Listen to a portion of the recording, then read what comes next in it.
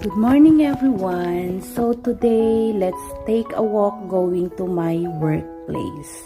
So this is my routine every day kapag ako po ay pumapasok sa aking workplace. So my shift starts at 8 a.m.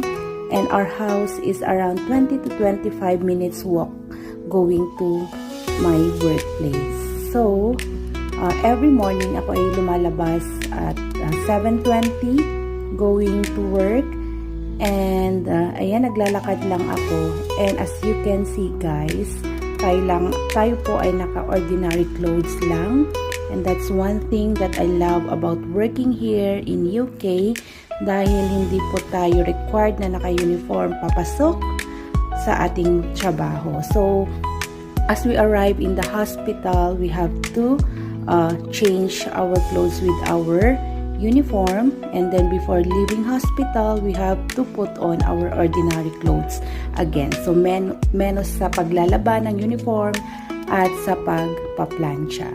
So we are going down this way sa South Bank Road. So ang aking workplace ay malapit lang sa city center, and medyo elevated yan, so pababa po siya. And I love walking guys. So minomonitor ko yung how many steps I can do every day. So medyo malapit na po tayo as we cross this road. Ayan, so nasa baba na po tayo, and this is now sa town. So on my right side, nandyan yung railway station, the train station on that side, and as we move forward, going to the city center na po. So if you see the KFC, it's a sign na malapit na po tayo sa ating work.